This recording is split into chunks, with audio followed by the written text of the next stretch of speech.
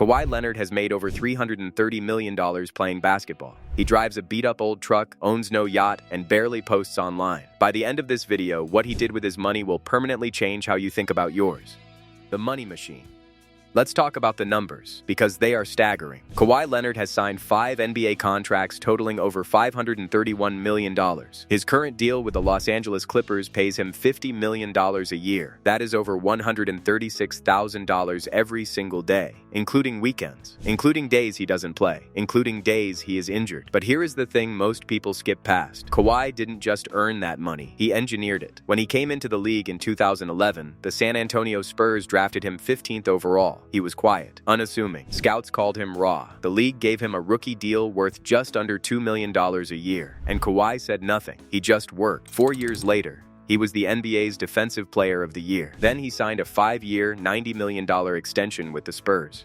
His salary jumped from $3 million to $16 million overnight, but that was just the opening act. In 2018, the Spurs decided they couldn't build around him anymore due to injuries. They traded him to the Toronto Raptors. And this is where Kawhi's tactical genius kicked in. He played 1 season in Toronto. 1 season. He averaged 26.6 points per game, carried the franchise to its first championship in 25 years, won Finals MVP, and then walked out the door as a free agent. Toronto fans were devastated. The basketball world was shocked. Kawhi had just used a single season to inflate his market value to the absolute maximum. The Clippers handed him a 3-year, $103 million deal to come home to Los Angeles. He didn't chase rings. He didn't chase legacy. He chased leverage. But the brand tussle, that one surprised everyone. The brand battle. Before New Balance, Kawhi Leonard was a Jordan Brand athlete. For most players, that is the pinnacle. Jordan Brand carries Michael Jordan's legacy, sells billions of dollars in merchandise every year, and signing with them means you have arrived. Kawhi walked away from all of that. Here is why. Kawhi had a logo, his claw logo, shaped after his enormous, ball-stealing hands. He created it. He developed it. Jordan Brand used it, registered it under Nike's copyright, and kept the commercial rights. In 2019, Kawhi filed a federal lawsuit against Nike, arguing the logo was his intellectual property. The case was eventually dismissed, but the message was already sent. In 2018, Kawhi had already made his move. He signed a multi-year endorsement deal with New Balance, a brand actively investing in player ownership and creative equity. New Balance didn't just pay him to wear shoes. They built signature lines around him. The Kawhi 1, the Kawhi 2, the Kawhi 3. His first sneaker dropped during the 2019 playoffs and sold out in Canada in under a minute. Most NBA stars would never leave a billion-dollar brand for a challenger. Kawhi looked at what he would own versus what he would borrow. He chose ownership. And while that story is fascinating, what he was doing with his actual salary behind the scenes is even more interesting. The real estate moves. By the time Kawhi signed with the Clippers in 2019, he had already started buying property. That year, Kawhi paid $13.3 million for a sprawling estate in Rancho Santa Fe, one of the most private, gated communities in California. No paparazzi, no foot traffic, no public beach access. Pure, deliberate isolation. The same year, he added a $6.725 million penthouse at the Ritz-Carlton Residences in downtown Los Angeles. Then in 2021, he dropped $17 million on a home in Pacific Palisades. The property spans over 12,000 square feet and comes with a 960-bottle wine cellar and an infinity pool. He listed his Ritz-Carlton penthouse in early 2024 for $6.5 million. 3 California properties totaling $37 million. But here is the key detail that most people miss. Kawhi is not buying luxury. He is buying walls. Privacy costs money, and Kawhi is willing to pay for it. These properties are not Instagram backdrops. They are fortresses. While his peers are renovating mansions to maximize content, Kawhi is acquiring assets that keep the world out. And speaking of keeping the world out, his relationship with social media will genuinely make you think twice about your own screen time. The digital ghost.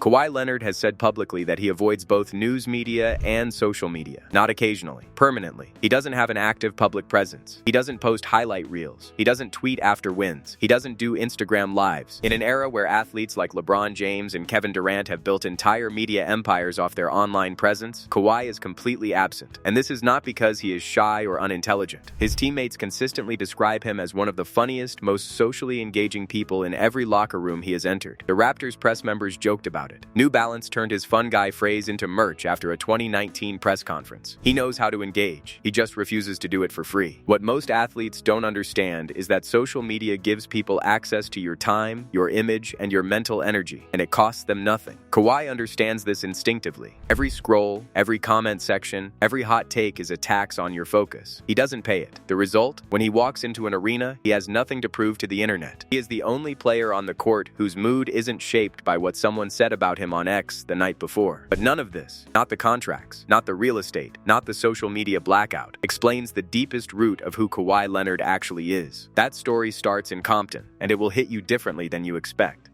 The gas guzzler.